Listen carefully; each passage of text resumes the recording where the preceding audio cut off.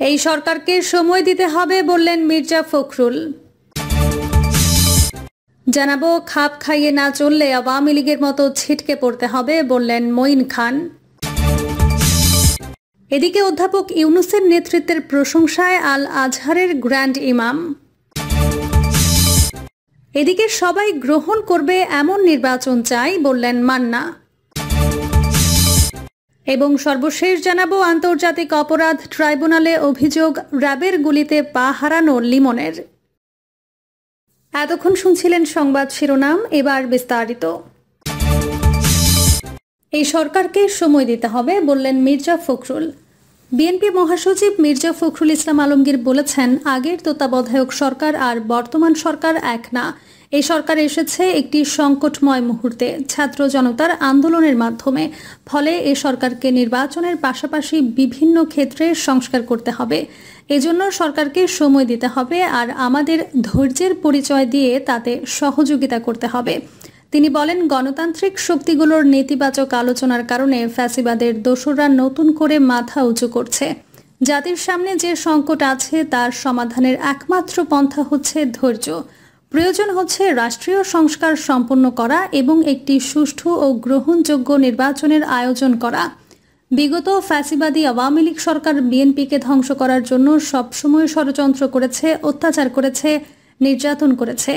এই আওয়ামী লীগ প্রায় 60 লাখ মানুষের বিরুদ্ধে মিথ্যা মামলা দিয়ে প্রায় 700 মানুষকে গুম করেছে। তারা হাজার হাজার মানুষকে গুম করে ও খুন করে ফ্যাসিবাদ প্রতিষ্ঠা করতে চেয়েছে, একদলীয় শাসন প্রতিষ্ঠা করতে চেয়েছে।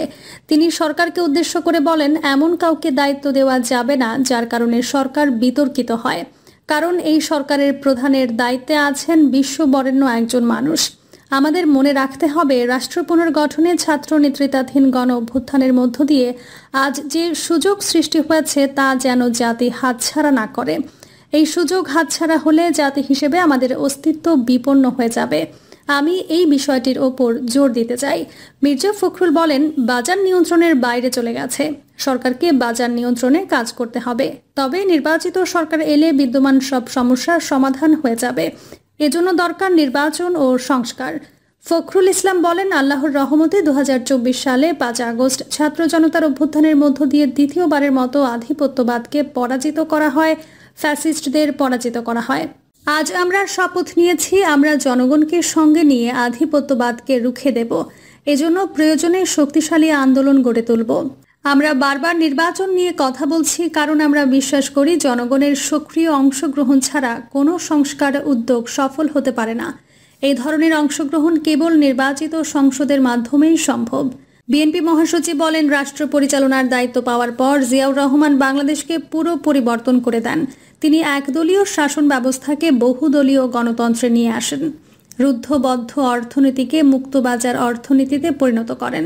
সর্বক্ষেত্রে বাংলাদেশে একটা নতুন সম্ভাবনার সৃষ্টি করেন এবং তারই প্রতিষ্ঠিত দল বিএনপি বাংলাদেশি জাতীয়তাবাদের দর্শনকে প্রতিষ্ঠিত করতে দীর্ঘকাল সংগ্রাম করছে।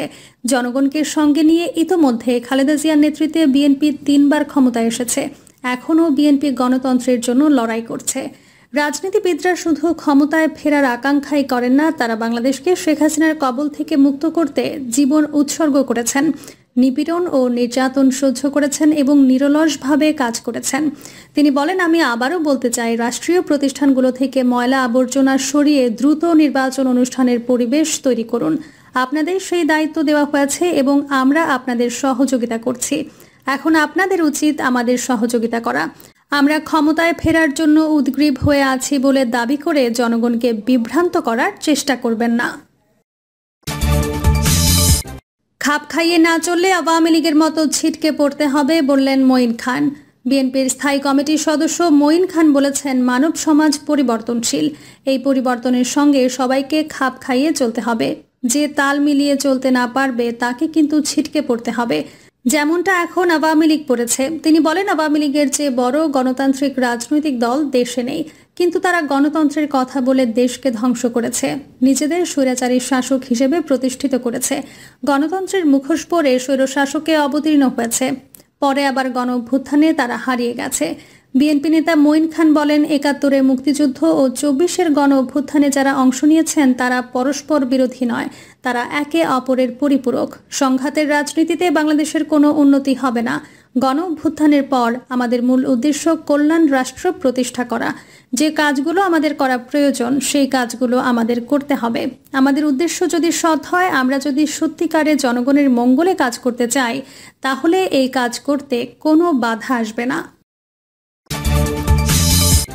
অধ্যাপক ইউনূসের নেতৃত্বের প্রশংসায় আল আজহারের গ্র্যান্ড ইমাম।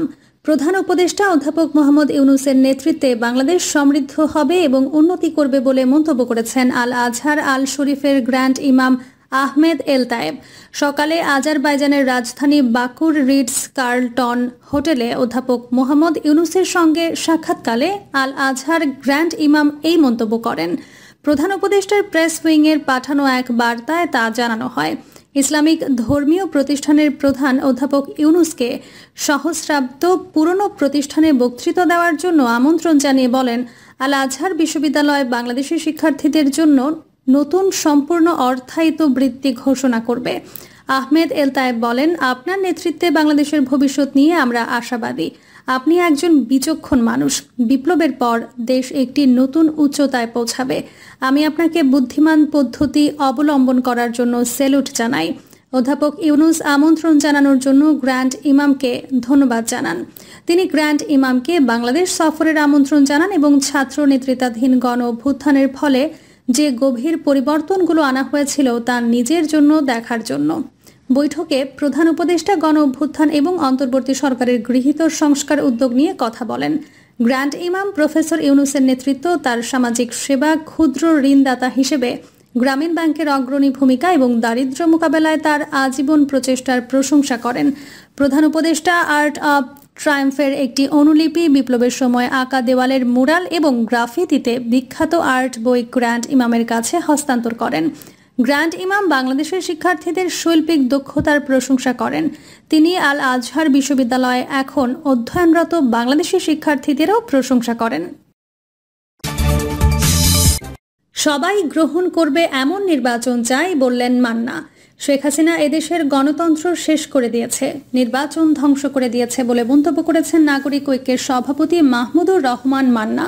তিনি বলেছেন, আমরা এমন একটি নির্বাচন চাই যে নির্বাচন সবাই আনন্দের সাথে গ্রহণ করতে পারবে।